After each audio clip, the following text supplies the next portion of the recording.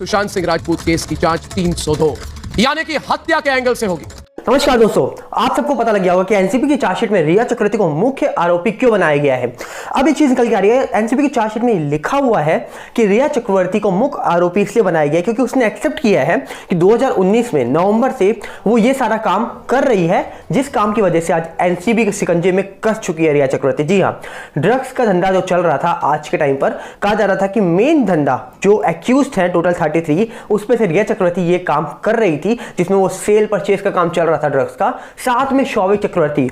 अब मेन बात यहां पर ये उठती है कि आखिरकार ये सारा काम सुशांत के घर पे रहकर चल रहा था या फिर अपने घर से चल रहा था। अब एक चीज समझिए, यहां पर अगर आप किसी के घर पे रहकर कुछ इलीगल काम करते हो और फिर आप पकड़े जाते हो, तो यहां पर आप बोल सकते हो ना कि यार ये काम ये कर रहा था, ये शायद ये चीजें लेता होगा इसलिए ये काम कर रहा था।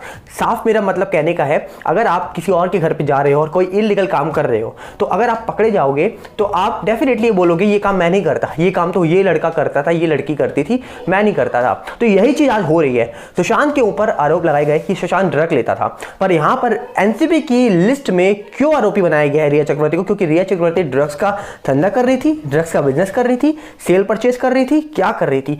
शौविक चक्रवर्ती क्या कर रहा था? रिया ने 2000 कहा जा रहा है कि एनसीबी के सामने ये चीज कबूली 2019 के नवंबर से ये सारा काम वो कर रही है। शौविक चक्रवर्ती जो हेल्पर था, जो काम करता था, डिलीवरी करता था, जो चीजें पहुंचाता था, ये सारी चीजें निकल के सामने आ रही हैं। अब मेन बात ये है कि रिया चक्रवर्ती ने इस पूरे मामले में ये भी बोला कि वो सारा ये काम 2019 नवंबर से अपने घर से चला रही थी। तो क्या रिया की फैमिली को ये सारी चीजें नहीं पता थी? सवाल तो ये सबसे बड़ा है कि अगर आपकी फैमिली को ये चीजें नहीं पता कि आप अपने घर से सारा काम कर रहे हो, क्योंकि सिंपल बात है, जो शख्स न्यूज चैनल में बैठकर ये दावा करे कि मैं अपने घर की 17,000 की ईएमआई कैसे भरूंगी, मेरा आगे का करियर क्या होगा, वो ड्रग्स का बिजनेस कर रही है। कितना बड़ी चीज हो रही है, सोचिए आप। कोई शख्स ड्रग्स का बिजनेस कर रहा है और वो 17,000 की ईएमआई नहीं भर सकता। आज ये सवाल उठ रहा है, क्यों? क्योंकि आज ये सवाल उठाने का दिन आ गया है। जिस शख्स ने अपने ही, कहा जा रहा है कि न्यूज़ चैनल में बैठ के अपने इंटरव्यू में ये बात बोली कि मैं अपने घर की ईएमआई कैसे भरूंगी, लोगों ने मुझे बदनाम कर दिया है, लोग मुझे जीने नहीं दे रहे, मेरी फैमिली को जीने नहीं दे रहे। अब एक सवाल उठता है यहाँ पर कि अगर उसकी फैमिली को ये चीज़ें नहीं पता थी कि उनकी बेटी, उनका बेटा ये काम कर रहा है, क्योंकि एनसीबी की लिस्ट में क्यों एक्यूज्ड बनाया गया रिया और शौविक को, क्यों? और सबसे बड़ी बात यहां पर यह है कि सुशांत के घर पे काम करने वाला वो रसोइया दीपेश सावंत से लेकर उनका मैनेजर सैमुअल मिरांडा, जो दोनों इस पूरे केस में कहा जा रहा है कि एक्यूज्ड माने गए हैं, ये दोनों सुशांत के घर पे रहते थे और साथ में इनका नाम आया एनसीबी की लिस्ट में। मतलब दीपेश सावंत और यहाँ पर सैमुअल मिरांडा, सुशांत के घर पे रहने वाले शख्स जिनका नाम एनसीबी की लिस्ट में आया, और साफ यहाँ पर बात दिख रही है उस घर में रिया चक्रवर्ती पूरे लॉकडाउन रही। तो क्या रिया चक्रवर्ती ने लॉकडाउन के बीच में भी ये पूरा धंधा चालू रखा? क्या पूरा काम चालू रखा ड्रग्स का? और दूसरी तरफ ये जो लोग थे, क्या ये रिया की साइड थे? अगर ये लोग रिया की साइड थे तो सिंपल है, सुशांत के साथ कुछ भी गलत होता तो इन लोगों को तो डेफिनेटली पता होगा, कि जो लोग घर के रसोइया, घर के नौकर थे, क्या इनको पता नहीं होगा? क्या ये लोग उस टाइम वहां मौजूद नहीं होंगे?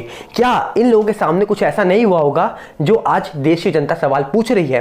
क्योंकि सबसे बड़ा सवाल है, ये दोनों शख्स जिस का साथ दे रहे थे, आज उसको मुख्य आरोपी बनाया है एनसीबी ने।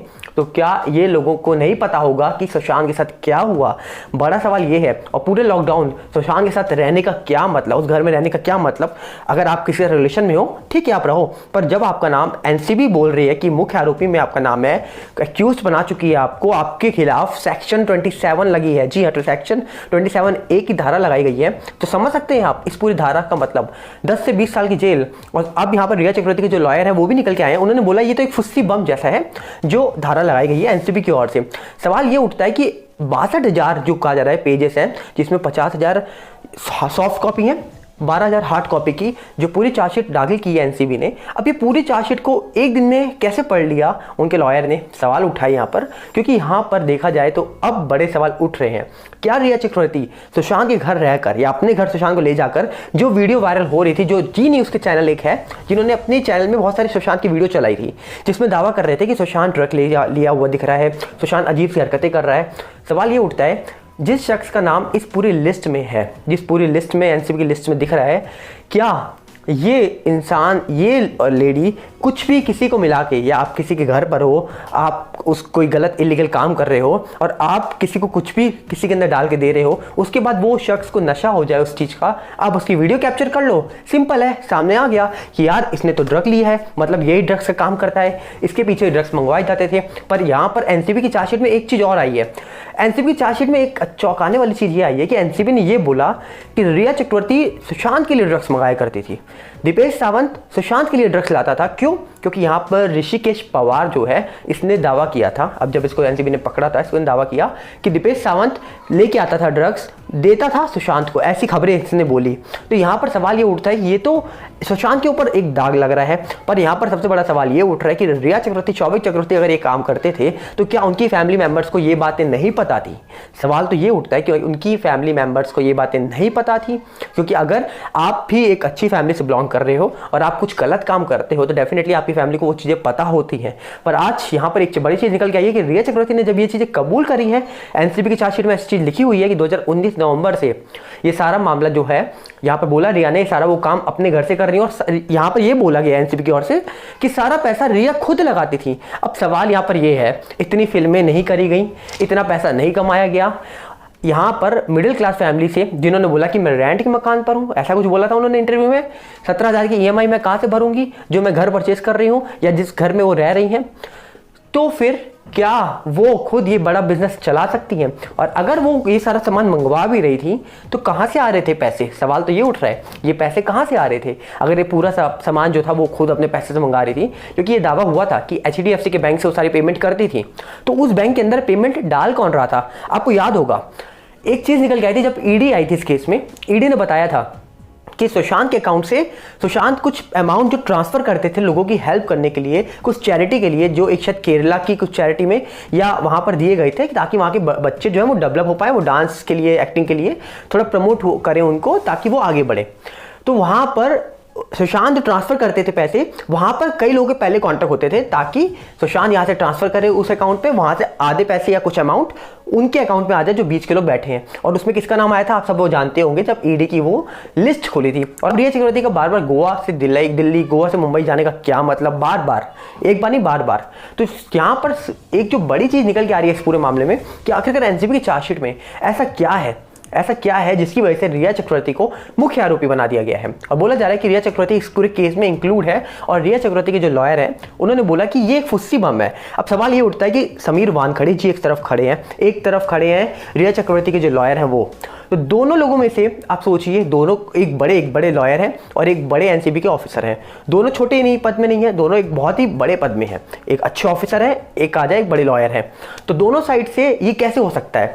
एक बड़ा ऑफिसर कुछ भी करेगा तो गलत नहीं करेगा। आपको याद होगा इस पूरे मामले में जब एनसीबी के एक हेड आए थे, उन्होंने साफ बोला था अब हम किसी को भी नहीं बुलाएंगे पूछताछ के लिए या फिर सम्मन नहीं भेजेंगे जब तक हमारे पास एक पुख्ता सबूत नहीं होगा।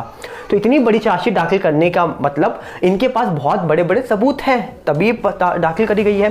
दूसरी साइड अगर यहाँ पर रिया चक्रवर्ती के लॉयर ये सब बोल रहे हैं तो सिंपल है यहाँ पर कि क्या उन्होंने एक दिन में सारा कुछ पढ़ लिया जो उनको लगा कि ये पूरा एक फुस्सी सा बम है, जो कुछ भी नहीं लिखा हुआ उस चीज़ में, कुछ होगा नहीं रिया को, ऐसा कुछ बोला है उन्होंने। तो यहाँ पर अब देखने वाली बात होगी कि आखिर इस मामले में निकल के क्या आता है, क्योंकि आपको याद होगा जब इस पूरे मामले में दीपेश और सैमुअल इंक्लूड हैं तो समझ सकते हैं आप, दीपेश सैमुअल जो थे वो रहते थे रिया के घर पर, और ये भी बात निकल गई थी कि रिया चक्रवर्ती ने सुशांत के स्टाफ मेंबर्स को भी चेंज करवाया था। तो ये क्यों चेंज करवाया था? क्यों? यहाँ पर दीपेश सावंत से लेकर सैमुअल मरिंडा तक को उस घर में रहने की परमिशन थी, वो नहीं जा सकते थे कहीं, दूसरे को हटा दिया गया था। ऐसा क्यों? क्या सैमुअल और दीपेश का कुछ अलग से कनेक्शन है? क्या सैमुअल और दीपेश इस पूरे मामले में मिले भगत हैं? इसीलिए हमने देखा दीपेश सावंत को जब रिपब्लिक भारत पूछने के लिए जाती है न्यूज़ चैनल की तरफ से, क्वेश्चन पूछ रही थी, तब उनको बहुत प्रोटेक्शन मिली थी, बहुत बड़े बड़े प्रोटेक्शन मिल रही थी उनको, उनसे कुछ सवाल नहीं किए जा रहे थे। क्यों आखिरकार? क्यों सिद्धार्थ पठानी आखिरकार हर क्वेश्चन से बच रहे थे जब उनसे न्यूज़ चैनल सवाल पूछ रहे थे? जो कुछ कहना है आपका मुझे कमेंट्स बताइएगा, क्योंकि यहाँ पर सवाल अब उठ रहे हैं। क्यों? क्योंकि इस पूरे मामले में बोला जा रहा है कि रिया चक्रवर्ती को एनसीबी की तरफ से उन 33 एक्यूज्ड में लिस्ट में टॉप में माना गया है जो एनसीबी ने चार्जशीट दाखिल करी है। तो देखने वाली बात होगी कि आखिरकार क्या रिया चक्रवर्ती के पास इतना पैसा था कि वो अपने पैसे से सारा कुछ ड्रग्स मंगवाती थी, ऐसा कहना है एनसीबी का, क्योंकि एनसीबी की चार्जशीट में सारा कुछ लिखा हुआ है। दूसरी तरफ एनसीबी अगर चार्जशीट में ये बोल रही है कि रिया चक्रवर्ती 2019 नवंबर से काम कर रही थी, तो सोच सकते होंगे आप कि पूरा मामला कब से चल के आ रहा है, और ये पूरे मामले को चल के आने के बावजूद एक शख्स बोलता है अपनी सेल में बैठकर कि मैं 17,000 की ईएमआई कहां से भरूंगी। तो आप समझ सकते हैं कौन सच्चा है कौन झूठा है, और कौन किसको ड्रग्स देता था और कौन किसके लिए ड्रग्स मंगाता था। ये सारी चीजें आपके सामने आ चुकी हैं। जो आपको लगता हो मुझे कमेंट्स में जरूर बताइएगा। मिलते हैं बहुत जल्दी। नमस्कार, जय हिंद।